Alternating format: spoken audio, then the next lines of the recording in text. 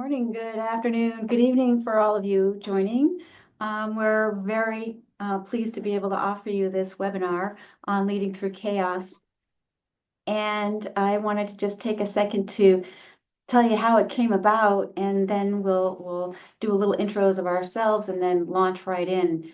And so first, I wanted to tell you that a few months ago, one of my highly esteemed colleagues was working with a nonprofit that was shut down to federal funding cuts.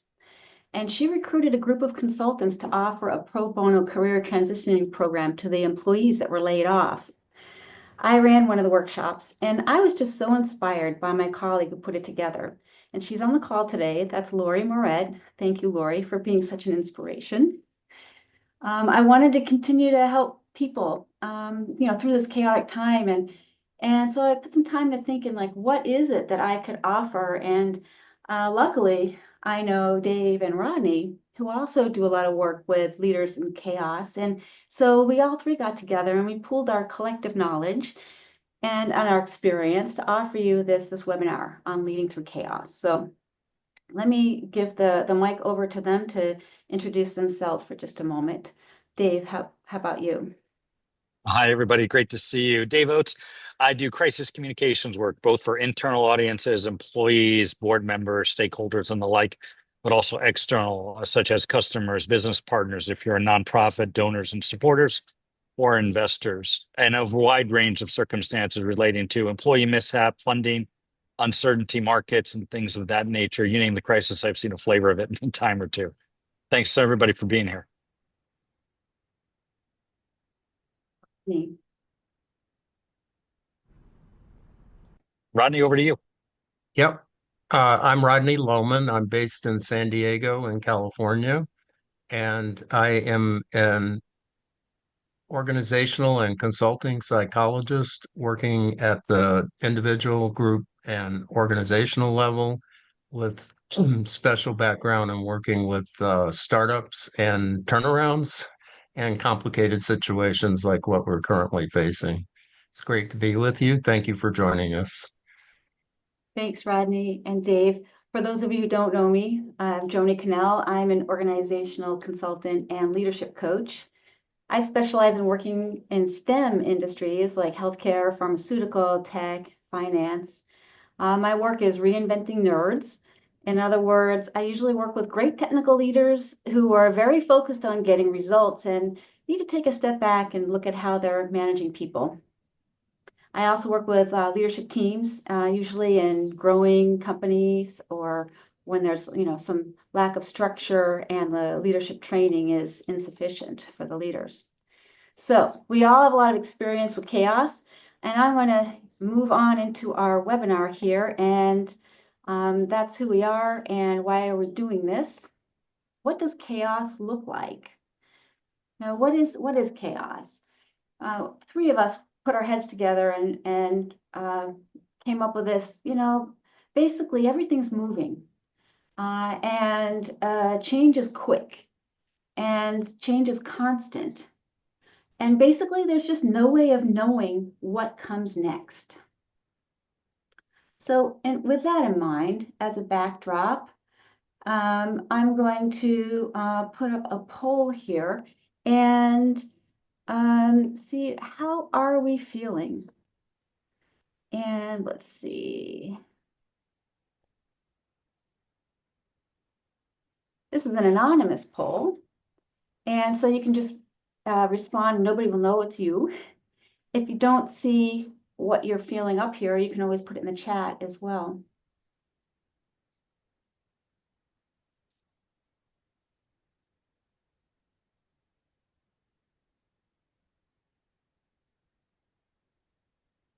All right, I'm seeing, well, I will share the results in just a minute, but I want to give everybody a chance.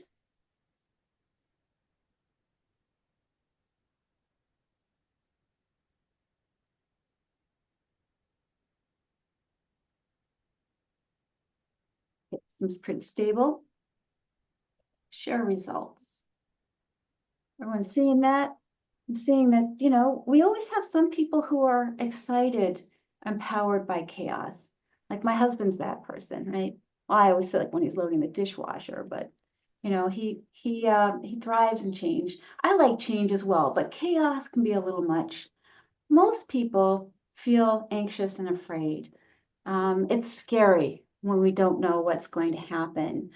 And the uncertainty after a while can really grate on us. So we're seeing a little bit of variety, but we feel some anxiety, fear, and an uncertainty, and then some anger too. When we lose control, we can have some anger as well. All right, so that is our backdrop. And let's move on. Well, when we're feeling this way, it's easy to lose perspective during chaos, right? In fact, it's natural because our brains tend to see chaos as a threat. And the threat triggers our sympathetic nervous system, which is the stress response. And we can get into that fight, flight, or freeze response. We all know what that feels like. We've got the heart palpitating, breathing quickens, our muscles are tense. And another thing that happens is that our brains, our perception goes into laser focus. I mean, back when tigers were jumping out of the woods at us, we had to be focused on the rustling of the leaves to know if that tiger was going to come at us so we could run, dodge out of the way. But when we're dealing with more abstract, kind of longer term threats of the chaos and all of that, being in that hyper alert focus mode can actually not be beneficial to us. We're laser focused on perceiving threats all the time, and that creates anxiety. What we need to do is step back for a minute and get perspective.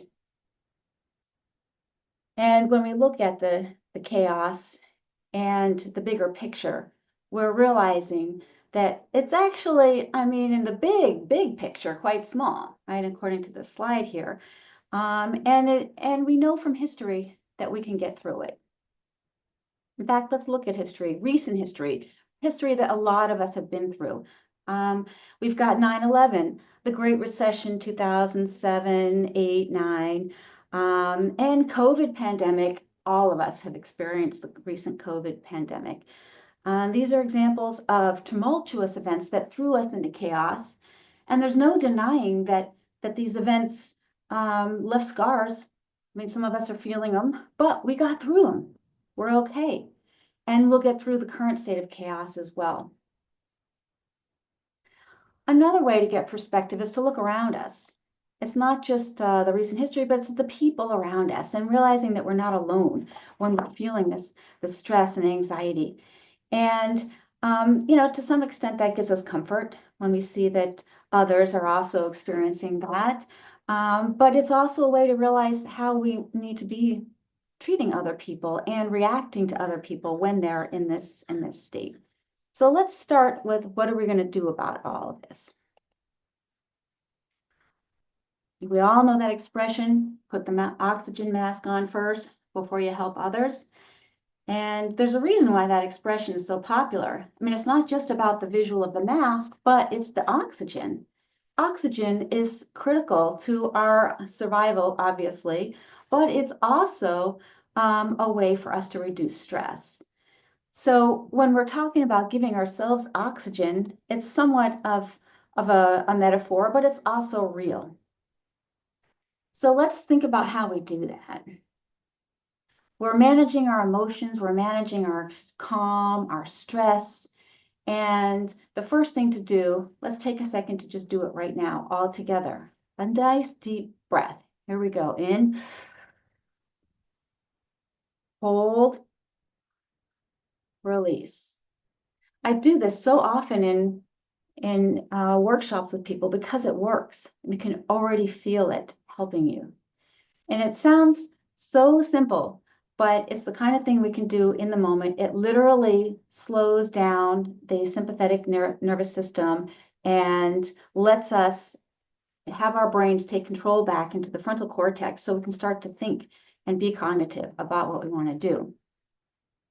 Another thing we can do is the meditation. Now, a lot of us don't have time or inclination to spend an hour a day meditating, but a simple phrase or word in the moment when you're feeling that stress, can be extremely helpful. I have a few different little mantras that I use, and I'm happy to share them with you.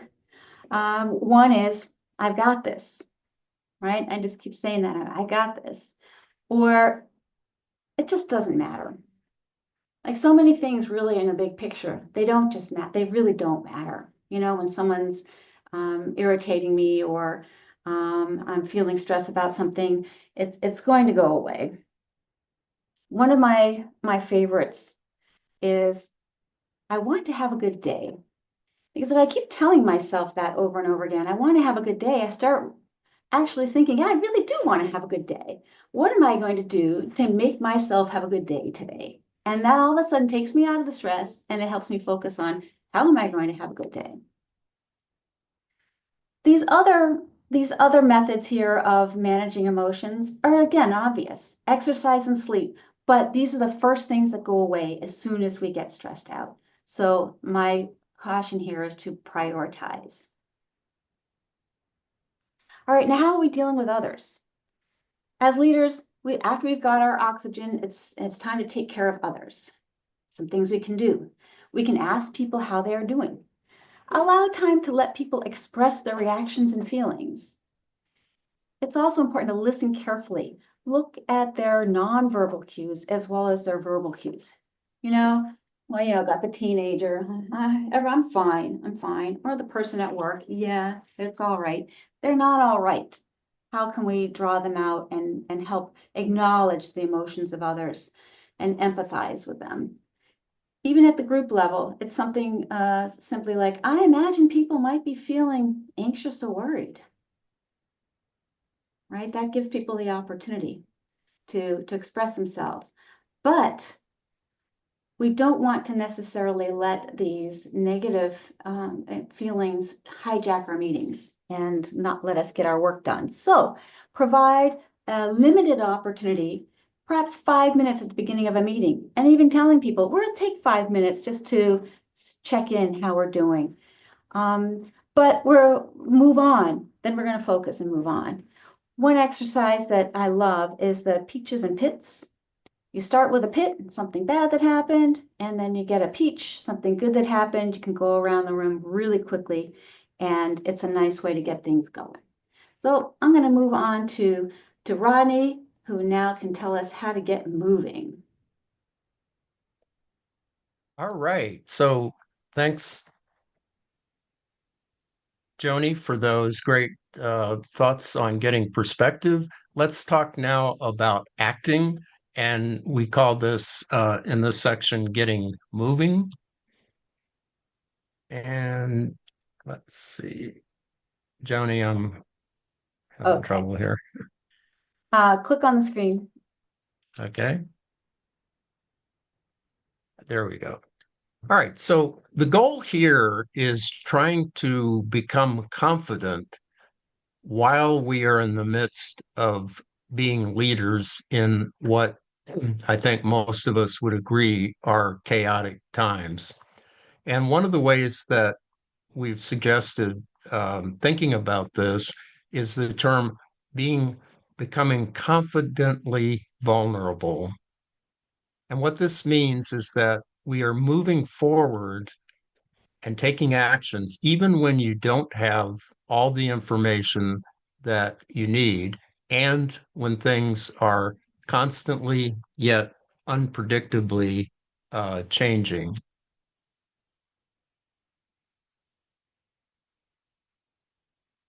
Now, I want to differentiate, and we can talk more about this in the Q&A if you'd like, between chaos and crisis.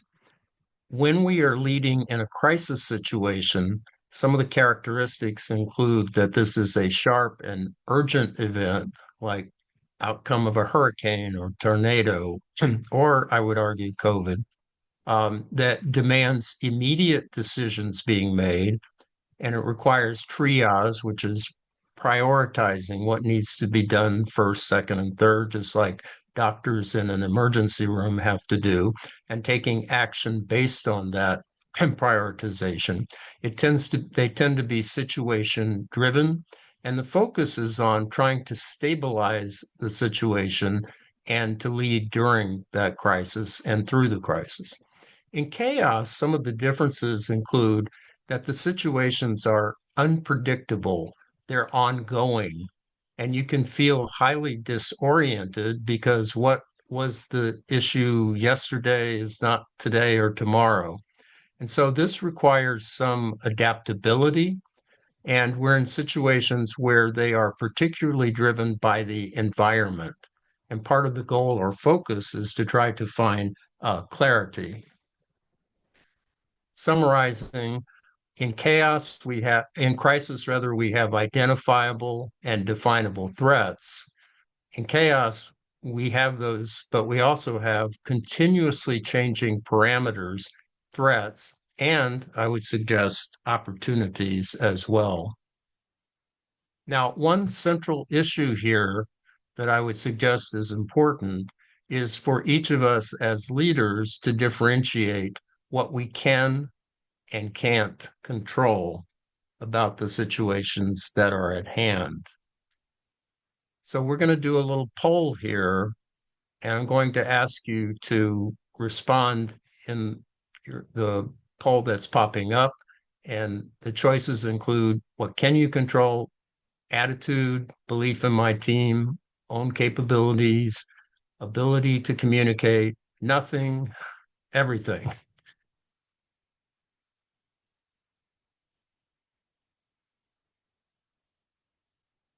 Okay, we'll take just a little bit more for others who haven't put their.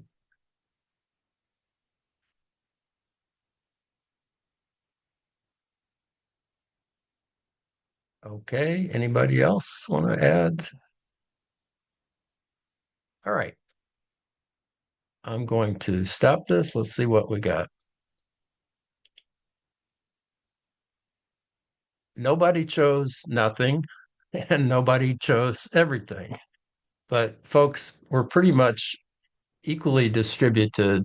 My belief in my team was actually the lowest one, but still pretty well endorsed. And the highest was my ability to communicate and my attitude.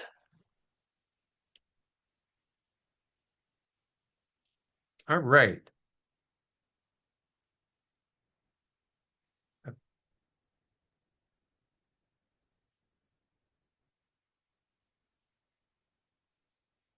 Okay, so let's look at this in a little bit more detail. What I can't control is important to identify, just as what I can control and what I can influence. So I can't control what's happening in the market. I can't control policy changes when they are changing from day to day. And I can't control regulations that are being rapidly changed. What can I control would include, among other things, my attitudes, the actions that I take, the decisions that I take, even though they have to be made with limited information. I can also influence team morale, the direction of our projects, and my own morale.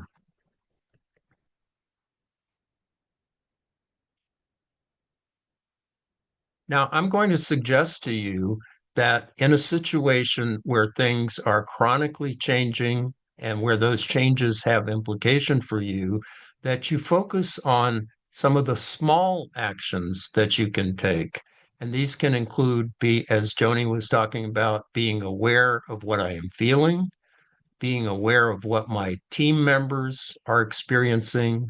If I've lost my job due to whatever's going on, I can control initiating a job search. I can't control that the job was taken away from me.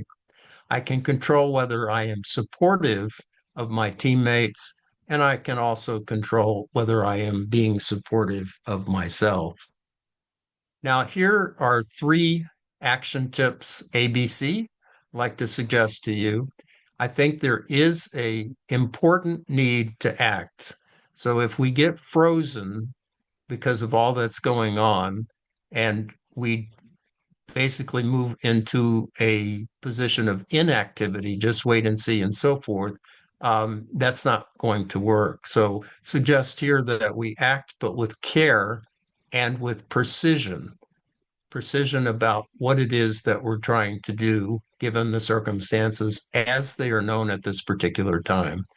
The B is be flexible and adaptable. When things are chronically changing, we can't be rigid. We can't keep trying to use things that worked in the past. And the C stands for, as a leader, we need to be coaching and supporting the team members in their decisions and actions. And that's particularly important when we're dealing in situations like we currently are. The final point I want to make is that acting in chaos sometimes means not acting. An explicit choice not to act on something because it's so rapidly changing is itself an action. And that is different than just clamming up and avoiding taking any kind of action, hoping this is all going to go away. All right, I'm going to turn it over now to Dave. I appreciate that, Rodney. Thanks so much. So, as we are now confidently vulnerable, with perspective that we realize that we've been here before, one of the things that I want to talk through, and Joni, if I can get control over the slides, so I will work on that. I think I got it now. Perfect. Is to how to communicate from this. And one of the things I get with organizers, with executives, with leaders, regardless of industry, whether it's for-profit, nonprofit, or government, is, hey, I don't have enough information now to really convey anything to team members. And I would suggest to you that even in those times, having updates, even if you're just saying, this is what I'm going to do for, as Rodney pointed out, these small steps, is important, because in absence of your ability to communicate, somebody else will pick up the ball and set a narrative for you, whether that's in person through cubicle talk, water cooler talk. If you are in somewhat of a distributed workplace environment, it'll be through WhatsApp or Slack channels or whatever it is that people communicate. We are no longer in an environment by which people talk to people. We talk with individuals, and the communication channels are widespread and they're disparate. So employees continue to talk to each other in greater terms. Customers talk to your employees. Donors and supporters talk to them, in addition to you conveying information one directional. So you have to keep that in mind. If you don't say anything, other people will set a narrative. The chat will be easily archivable, easily referenced through, pick your favorite social media platform. And what happens is that this rumor mill now will take on a life of its own and will develop into essentially the de facto truth, because you haven't said anything. So in moments of chaos, you need to up your regular communications. I would submit you've got to hold live updates at least weekly. This is what we do today. And if that is part of your normal operation where you have weekly team meetings, weekly huddles, great. Update on the status of what I'll just classify as the chaos. Hey, here's what we know today. Here's the environment. Here's what we may see in terms of funding sources. Here's what we may see in terms of terrorists. Here's what we may see in terms of economic opportunities. And this is how we are operating this week and next week. And these are the 3 small steps we are doing today and tomorrow and the like. Do those as part of your live updates, and again, on a weekly basis. And if you aren't doing those, start, because an email or a notice that's put out without the one-on-one interaction or the one-to-many interaction live tends to get lost. It tends to sound, I guess I would call it antiseptic. And unfortunately, somebody else will have a live discussion without your presence. So the live updates in this point are important. I'd also maintain, emphasize, and or start an open door policy. And I know that for some leaders, they say, man, that's disruptive. I am in my virtual office or physical office on a daily basis. I got people out the door lined up trying to talk to me. Yeah, I get it. But in moments of chaos, your need to be accessible increases. They need to be able to rely on you. And sometimes it's just a vent session. Sometimes it's just them being able to articulate, as you all put in the polls in the first part there, the fear, the anxiety, the uncertainty. And if you can convey nothing more than to say, hey, I'm with you. We're not exactly sure, but these are the three things we can control. These are the things we're going to do today. And we'll take tomorrow as it comes. You have created a sense of community. Everybody does not feel like they're alone. Anxious, anxiety, and uncertainty tend to then make people feel isolated. People feel disenfranchised. People not to feel like they're part of a circle. It's amazing how others will rally around each other, even if they're not sure of the outcome, if they feel like they're not alone. So operating an open door policy supports what Joni and Rodney have said with regards to recognizing that fear, being confidently vulnerable, taking small steps, and generating that community that right now is needed when you may not know what tomorrow will bring, but you know what you can do today. And do follow-ups with these open door policies and live updates, one-on-ones with small group discussions, whether they're with individual departments, individual constituents, maybe new team members versus veterans, other things like that. Get into a huddle. And this could be as impromptu as you walking in to a meeting that's going on there and listening in as a leader. And then at the end of that meeting, you ask, anybody got anything for me? And you take 5 or 10 minutes to answer some questions, which are those elephants in the room that everybody has been too afraid to talk about beforehand. Lastly, I'll leave it with this. We've talked about sort of being accessible. I want you to start thinking about creating what I call the random acts of appreciation. In times of chaos and uncertainty, people want to feel like they're valued, even if it's just for showing up, for crying out loud, even if it's just trying to figure out where I fit into all of this. So these attaboys, attagirls, however you want to classify that, are so much more important. And do it in a public forum. Do it whether it's in person with a group of people around that you say, hey, Jane, Bob, Larry, Cynthia, Len, whatever the case is, I really want to tell you, I saw what you did yesterday in just coming up with this idea. Thank you so much for contributing. It really means a lot to us. To doing so on an email blast or a shout out on a Slack channel or whatever the case is. Do those regularly and be sincere and authentic as you do so, but do them fairly regularly and seemingly random. These are the type of things that give people hope.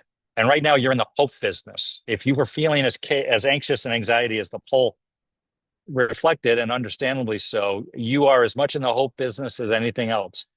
And giving people an understanding that they're not alone, that they're part of a bigger team, that you'll figure it out together, and you may not have to know all of the outcomes that are possible or the one that will occur. Know that you're together. And in this point in the communication business, that's where you lie. And that's the mark of a true leader when you can do that.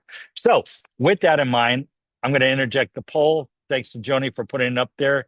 You see the options on the slide. It's going to be called up here momentarily. You'll see, I want to start putting things into action for you. What are some things you can do tomorrow with clients, with your organization, with colleagues and all of that to convey that sense of hope in communications, whether it's scheduling your first all hands live meetings, executing, fostering open door policy, random acts of appreciation, one-on-one group discussions. Add those in now. Give us an idea of what you're going to go through. If you've got some other ideas too, this is the time which we can share it with the 20 people that are on this webinar. Add that to the chat. We've got about 4 out of the 17, so I'd like to see the 13 of you participate as well. Please add a little bit more onto that. You can click all that apply. It is important that we all share what we're thinking about that. Got about halfway through right now. Love for the rest of you all to contribute. Tell us what you're thinking, which ones have resonate with you, whether it's the random acts of appreciation, the one-on-one discussions, scheduling the first call, the first live meeting. We've got about 10 out of the 17 right now. Love for the rest of you to contribute from that. We'll close it up here shortly. 1 or 2 more. And let's end the poll now. Did you see the result? I love the fact that everybody, most everybody, 3/4 of you said start committing random acts of appreciation at least twice a week. I'd love to hear your feedback on that. Believe it or not, that'll make a huge difference. The open door policies and the one-on-one discussions are good. Um, Only about 25% of you talked about the first all hands live meeting. I'd be interested if any of you wanted to put in the chat why that was not an initiative for you. And also, because these are anonymous, I can't see the one person who said other. If you want to put that in the chat, if you feel confidently vulnerable, as Rodney said, I'll put in the chat and tell us what that other was there. Let's make this something that we can learn from each other in the process. But thank you all for participating in that poll and in the discussions. Before we take questions, I want to just give a reminder for all of you what it is that we can help with and who we are and where you call us. For me personally, I won't speak for Joni and Rodney, but I get calls when organizations see that someone's made a disparaging comment about them or the organization online, or they've heard through internal conversations because of something somebody allegedly did or is accused of doing, that they're going to broadcast it live, disrupting the reputation of the organization or one of the key leaders. And I get brought in usually at those type of cases, in addition to when news organizations are calling about something that they've seen, or there's large full-on catastrophe on that. I'll let Joni first and then Rodney talk about when you call them, and then we'll take questions. Thanks, Dave. Yeah, well, often I'm running into a situation when, Joni? oh, am I on audio now? Okay, yeah, You are. excellent. Yeah, so I was just going to say, often I get a leader who's stuck, they're not performing well, or they're stuck in conflict. And that can be either a leader or a team. And right now, also, I'm getting a lot of calls for morale boosters, like let's do some team building to help people feel more positive, and do some work around that. Rodney. Well, currently, the kinds of things that are bugging organizations include the kind of things we've been talking about. And as I mentioned at the beginning, my work is at the organizational level, but also at the team and individual level, and helping people at the individual level who are dealing with career concerns, who have changes in their career path, not of their selection, would be an example, something at that level. I also want to mention that one of my special areas of interest is ethical issues, and we are confronting an abundance of ethical challenges that affect what can we do, what should we do. We're thinking about doing things we wouldn't normally do. What are the ethical parameters of that, and so forth. Usually, those are at the organizational level, but they also can be at the individual level.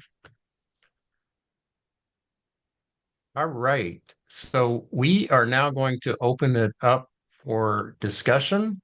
And if you're comfortable doing so and you'd like to share, you can raise your virtual hand under reactions and we'll call on you, or you can put something in the chat and we will open it up to discussions, ideas, things we haven't talked about you think are important, things you have questions about, have discussed. And Cynthia, Joni, you have your hand yeah, raised. Yeah. yeah, go Hi, ahead, Cynthia. everybody. Thanks. That was a great overview. So it's a simple message, but with powerful recommendations. So thanks to all three of you. As a marketer, I'm curious if I think about a sales and marketing team inside an enterprise, and how do they manifest confidently vulnerable without with their clients and with their client audience and in their communications without assuming too much. I mean, it's easy to take the tenor. It's easier, I think, to take the tenor inside an organization. But I mean, what if the clients don't communicate that they're feeling the sense of chaos? How do you approach that? Dave, I'm going to suggest you take that one. I just want to make sure I understand the question, Cynthia. Thanks so much. Are you saying that an organization may feel like they're operating chaos, but the clients don't see that? Or So the how are they? Right. Or the clients aren't ready to, I don't know, publicly admit or, sort of admit that they're feeling chaos also. Oh, so it's going to sound like a lawyer answer, right? It depends. Um, so I apologize for that in advance. I'll give you my 2 cents as to what I sense. So if the client's not ready to, I'll take the last part of that first. If the client's not ready to admit they're in chaos, it's because they're fearful that they're alone, right? It's that idea that anxiety and uncertainty lead to a sense of isolation. Like they are alone, they are disenfranchised, they're disconnected. And you ever been into a situation where you're talking with somebody and you're not really ready to disclose how you're feeling, and somebody says, "Man, I'm scared to death right now," and you go, "Oh, thank God, me too," right? Oh, preach. I think this where, to Rodney's point, the confidently vulnerable trait comes in play. If you can admit the big elephant in the room that no one else wants to, I think you'll be surprised how the clients will gravitate toward it. Now, all of a sudden, you're going to have an open dialogue because you've created a safe place. I know it's an overused term in many HR circles, but it's true in this case. Create a safe place that people can start talking about it. Because if you don't, that animosity, that anxiety linger to the detriment of revenue, donations, profitability, operations. So call the elephant in the room. In my crisis communication world, oftentimes I tell organizations, we got to get out in front of this. Why? Because everybody else is feeling the same way. No one's willing to talk about it, and bad news doesn't get better with age. So that would be my recommendation in a very general sense to you. If we want to talk specifics, Cynthia, I'm happy to do so offline. But thanks for your question. I'm going to Thank add you. something. Joni, Yeah. Joni, would you like to add? I would, because, as a consultant, and I know Cynthia, you are an external consultant as well, that sometimes clients feel much more comfortable confiding in an external person than internal, especially if it's confidential. And in my role, and Ronnie, we're both have the psychology background and coach and consult, and I know Dave as well would keep things confidential. So even offering up that time. Sometimes I go out and just ask clients, hey, you want to set up some time to talk? I'm here for you if you ever want to vent, even, we can have lunch or coffee or a Zoom. And sometimes I find people that is enough to even open up the dialogue to let them express that. Oh, thank you. Thanks, Joni. Thanks, Dave. And I just add to that some of the things Joni talked about at the beginning may be good icebreakers in terms of going around the room and getting people's reactions as to, what they're feeling. Now, I think as consultants, uh, we sometimes want to be in charge, have the right answers, and so forth. And in this case, I think, as Dave has mentioned and Joni, our own being vulnerable about what we're going through can set a useful role model. So next, Gracie. uh, Hi. Tracy. Hi. Thank you so much for this discussion today. And I thought I would just share a couple observations or things I was reacting to while you were all talking. And it might somewhat be related to what Cynthia just brought up. So, I think sometimes the way this discussion today was positioned, it was positioned very much on a crisis event or a chaotic event like the recession or a mass layoff or a program shutdown. But I think many organizations run through chaos and it's sort of status quo these days. I think about the rate of change that happens in some organizations and just the chaos that ensues from that. And what's chaotic for one person is not necessarily chaotic for another. And what I mean by that is I just stepped into a situation where I'm super excited and I feel like everything's well organized, but it's my team that feels the chaos of having a new leader come on board. And so when I think about the principles that you all shared, it feels like a set of principles that applies in any situation where stress might be applicable to anybody that's being impacted. It doesn't necessarily have to be some, significant event, although I could see leaning into it during a more significant event, but even something as simple as a leadership change, these principles become so important. And it's interesting, the comment, Dave, you said so few people chose all hands meetings as one of the options. And, you know, me coming into a new team and not recognizing what chaos that's creating for them, that chaos and those feelings actually came out once we were all together face to face, not on a computer, not hiding behind some apparatus. And so the value of being in person, face to face, and people seeing that I'm a 5'2", petite, not very scary person also really help change how they perceive what I'm bringing to the team. Um, so just a few observations based on what you shared. Thank you so much. Well, thank you for sharing those. Dave or Joni, any reactions? I've got. Yeah, I do. Thanks, Rodney. Tracy, thanks for the input there. Yeah, so I'm not going to speak. I don't want to speak for Joni and Rodney, but I'll tell you from my perspective, when we were creating this presentation, it was with understanding that the people who are going to be on this call, the people who'd be interested in this, follow basic leadership principles, right? Which is being present, being authentic, being communicative as a normal course. If you are not that individual, right, or you're working for somebody who's not that individual, and we all know who they are. Those are the people that come into an office, physically or virtually, walk in, barely grunt a hello to everybody, close the door behind them, and even though the individual might be in the next cubicle over, they will send them an email more often than they will actually physically get up off their ass, walk the 10 feet over and say hi to the individual, right? So we've all worked for those people. If you're that way, I'm sorry. Go back to school. You got a leadership deficiency that no communications or organizational behavior theorem will fix. You suck as a manager. You need to fix that first and foremost. And then everything else kind of takes care of itself, right? Well, Dave, I would add to that too, that sometimes people don't realize that they're behaving that way. I mean, when you're in that perpetual stress and chaos, and you're just keeping your head down, thinking, how am I going to make it through this day? And you walk in and close the door, you may not realize that you're sending that message. And so, whether or not you're trying to, and you just want to ignore people, or you're not really actually just being aware, especially as a leader, you're role modeling, you set the tone in the whole organization or the whole department, wherever you're at. Um, but that open door, as you were saying, Dave, can really help, I think, in changing that. And it's not always comfortable for all of us. We have to, I said, take care of ourselves too. So perhaps knowing when you can have that door closed to take a break and have it open when you can receive others is another point to think about.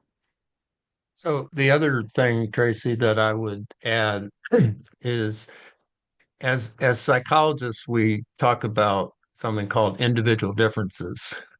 And for example, some people are by traits, by genetics, are extroverted and some are more introverted.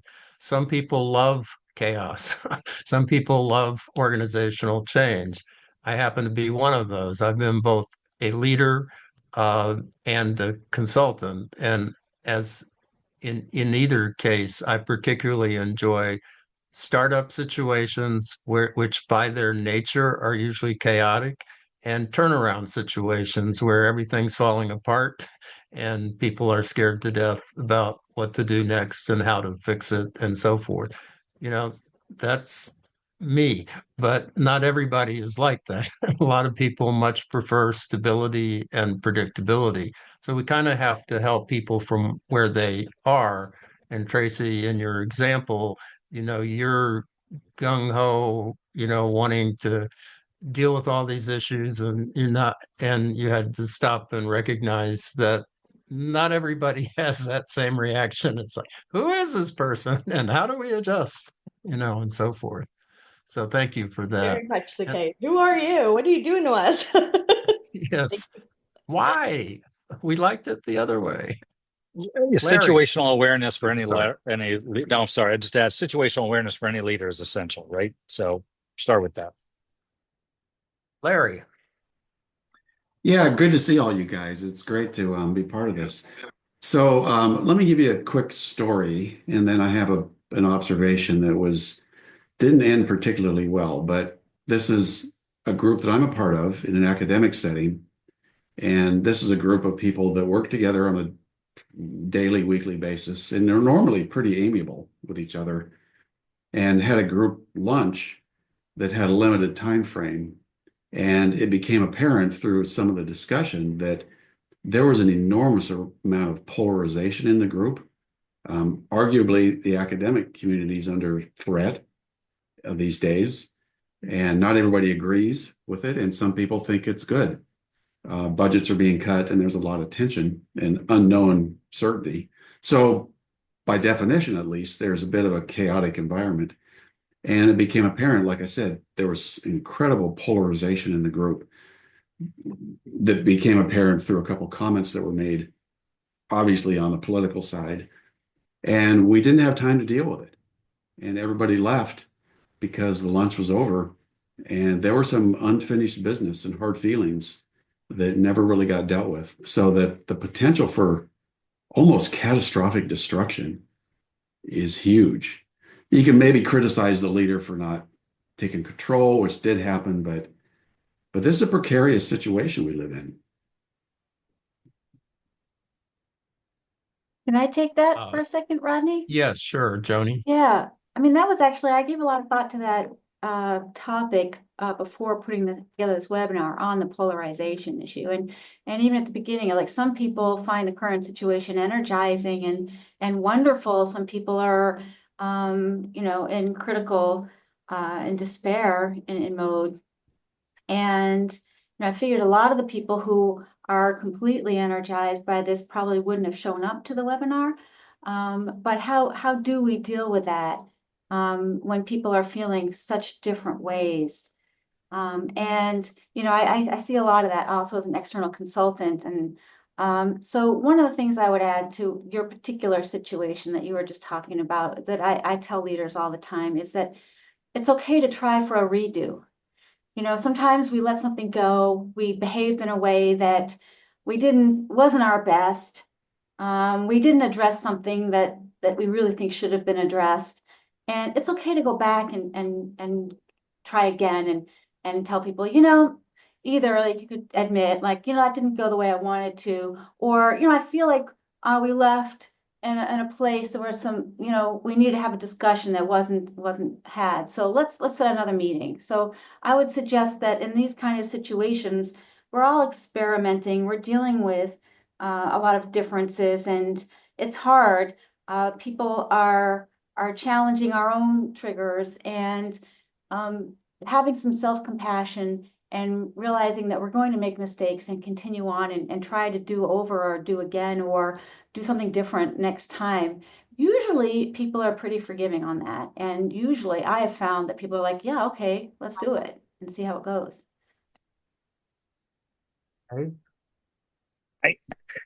Yeah, I think we're more polarized than ever beforehand because we are inundated with a lot of noise. And I think part of the issue with leaders communicating is feeling like they're adding to that noise.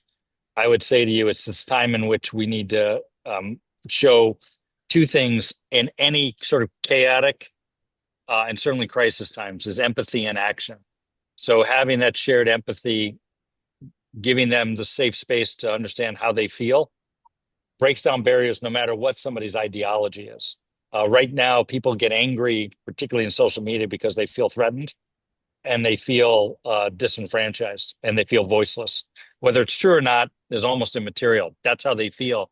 And you got to meet people where they're at, employees, customers, donors, uh, business partners, and the like. So reaching out to them in that empathetic and action-oriented manner to then be able to, with situational awareness, will actually do a lot to sort of break down that polarizing effect. People are just feeling powerless right now. And so as leaders, if you can do that, particularly in chaotic and crisis times, I think you're going to find yourself being a beacon of hope. And again, I'll go back to my line that I said in the presentation. We're in the hope business today, now more than ever. And to Larry, to your point, and to others who made mention of that there, this is an evolution of time now where we've been more polarized as a society. So I think leaders are more in the hope business than ever before. And it's with the power of our words and our actions. So I'll just add to that a couple of things. I think when you make a decision to open things up to discussions that are going to be inherently complex and conflictual, you want to make sure, as Joni, I think, was alluding to, that you have enough time to do that, that's the right forum for doing that. And as Joni mentioned, the do-over, let's try again. That didn't go so well, acknowledging it and moving on.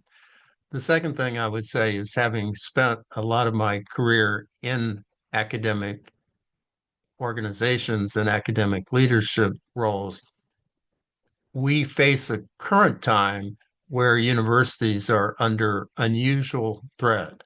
This isn't about cutting a budget, that for a state university. This is about challenging the basic premises.